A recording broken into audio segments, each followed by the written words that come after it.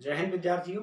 आइए आज की इस वीडियो में हम बात करते हैं मुद्रा क्या है या मुद्रा का क्या अर्थ है। विद्यार्थियों, आपको मालूम है कि हर देश की मुद्रा अलग अलग होती है। जैसे हमारे देश में मुद्रा जो है रुपया है, इसी तरह अमेरिका में डॉलर है, ऑस्ट्रेलिया में डॉलर है, फ्रांस में फ्रैंक है। तो इस प्रकार अलग अलग देशों की जो मुद्रा है वो मुद्रा का कार्य क्या है, मुद्रा क्या होती है, आज की इस वीडियो में हमें इन सभी प्रश्नों का उत्तर मिल जाएगा। तो मुद्रा जो है ये वास्तव में अंग्रेजी भाषा का जो शब्द है मनी, मनी का हिंदी रूपांतर है मुद्रा। और जो मनी शब्द है ये लैटिन भाषा के शब्द मोनेटा से बना है। अब मोनेटा क्या है? तो प्राचीन रोम देश में वहां की जो स्वर्ग की रानी थी, जिन्हें स्वर्ग की रानी माना जाता था, जूनो देवी, जूनो देवी का ही दूसरा नाम था मोनेटा। और जूनो देवी के मंदिर में ही मुद्रा बनाई जाती थी, इसलिए जूनो देवी के नाम पर ही मुद्रा को मोनेटा कहा जाने लगा। और अंग्रेजी में मनी तथा उसके हिंदी रूपांतर के रूप में मुद्रा कहा जाता है। तो मुद्रा किसी देश में समस्त आर्थिक लेन देन का एकमात्र माध्यम होती है जो समाज के सभी लोगों को स्वीकार्य होती है तथा स्वतंत्र रूप से कार्य करती है। तो मुद्रा की जो परिभाषाएं हैं अलग अलग अर्थशास्त्रियों के द्वारा जो दी गई, उनमें से एक दो परिभाषाएं हम लेते हैं। जैसे प्रोफेसर हार्टले विदर्स ने कहा कि मुद्रा वह है जो मुद्रा का कार्य करे, मतलब मुद्रा के जो कार्य हैं उन कार्यों को जो करती है वह मुद्रा है। आगे हम देखेंगे कि मुद्रा के कार्य क्या है। अब दूसरी परिभाषा जो है प्रोफेसर मार्शल के अनुसार, मुद्रा में वे सभी वस्तुएं सम्मिलित की जाती हैं जो किसी विशेष समय अथवा स्थान पर बिना किसी प्रकार के संदेह अथवा विशेष जांच के वस्तुओं और सेवाओं को खरीदने तथा व्यय करने के साधन के रूप में सामान्यतः स्वीकार की जाती है। अर्थात मार्शल के अनुसार मुद्रा में सिक्के, नोट जैसी के अंतर्गत शामिल की गई हैं। अब प्रोफेसर हार्टले विदर्स की परिभाषा के बारे में हम बात करें, उन्होंने कहा कि मुद्रा जो है वह है जो मुद्रा का कार्य करती है। तो मुद्रा के कार्य क्या है? मुद्रा के कार्यों को दो वर्गों में हम रख सकते हैं। एक होते हैं उसके प्राथमिक कार्य, दूसरे होते हैं गौड़ या द्वितीयक कार्य। तो प्राथमिक कार्य क्या होते हैं? मुद्रा का कार्य होता है विनिमय का माध्यम, अर्थात समस्त आर्थिक लेन देन में यानी वस्तुओं और सेवाओं का जो आदान प्रदान है, विनिमय है, उस विनिमय का माध्यम होती है मुद्रा। यानी जब मुद्रा प्रणाली नहीं थी उस समय वस्तु विनिमय प्रणाली थी, यानी वस्तुओं की अदला बदली की जाती थी, लेकिन इसमें बहुत सारी कठिनाइयां थी, क्योंकि एक व्यक्ति को जब अपनी वस्तु के बदले दूसरी वस्तु चाहिए होती थी तो वो ऐसे व्यक्ति को उसको खोजना होता था जो उसके पास वस्तु को लेकर के और उसकी इच्छित वस्तु उसे दे सके। तो इस प्रकार जो दो लोगों की जो आवश्यकता है उसका संयोग ढूंढना बड़ा कठिन होता था। तो मुद्रा प्रणाली विकसित हुई। तो मुद्रा प्रणाली के माध्यम से वस्तुओं तथा सेवाओं का जो विनिमय है वह सरल हो गया है। तो यह हो गया इसका प्राथमिक कार्य। दूसरा प्राथमिक कार्य है मूल्य का मापक।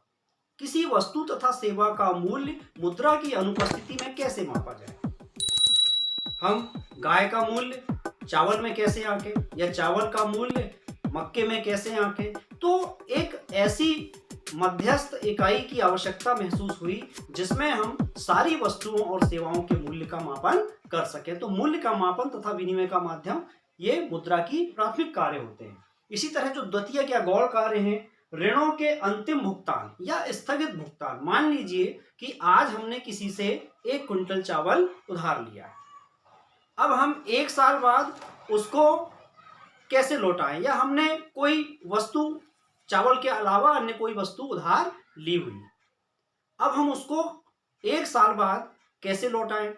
तो इसके लिए मुद्रा जो है उस वस्तु के स्थगित भुगतान या भविष्य में ऋणों के भुगतान के लिए एक हमको स्वतंत्र माध्यम प्रदान करती है। तो ऋणों के अंतिम भुगतान का साधन है मुद्रा। इसी तरह मूल्य का संचय। हमारे पास जो अनाज है, अगर हमें इनकी आज जरूरत ना हो या हम इनका भविष्य के लिए संचय करना चाहें तो हम क्या करें? हम अनाज को बहुत लंबे समय तक नहीं रख सकते, साल 6 महीने, साल 2 साल सुरक्षित रख सकते हैं, लेकिन उसके बाद तो वह खराब हो जाएगा। तो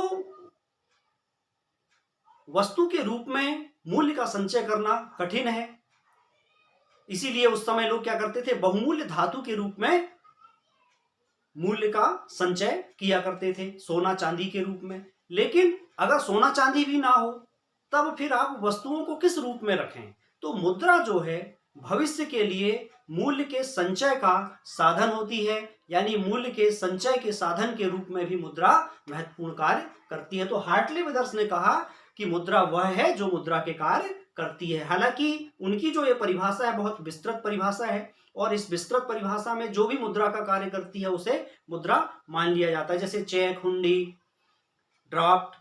लेकिन एक समय के बाद ये काम नहीं आते हैं, चेक की भी एक अवधि होती है।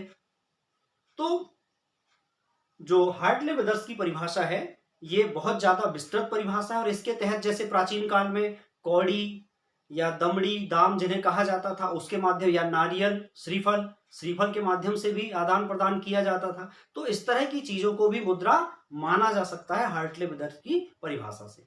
तो प्रोफेसर मार्शल की जो परिभाषा है ये समुचित प्रतीत होती है कि मुद्रा में वे सभी वस्तुएं शामिल की जाती हैं जो कि किसी विशेष समय अथवा स्थान पर बिना किसी संदेह के, मतलब जिसमें कोई संदेह ना हो तथा बिना किसी विशेष जांच के वस्तु और सेवाओं को खरीदने तथा व्यय करने के साधन के रूप में सामान्यतः स्वीकार की जाती है। मतलब मुद्रा जो है एक ऐसी वस्तु है जो विनिमय का माध्यम है, आर्थिक विनिमय का माध्यम है, मूल्य का मापक है, ऋणों के अंतिम भुगतान तथा मूल्य के संचय का साधन है, तथा इन सब रूप में सर्वमान्य रूप से तथा स्वतंत्र रूप से कार्य करती है, वह मुद्रा है। तो विद्यार्थियों, आशा है आज के इस वीडियो से आप मुद्रा का अर्थ यानी मुद्रा क्या है यह अच्छी तरह समझ गए होंगे। अपने आगामी वीडियो तक के लिए नमस्कार, जय हिंद।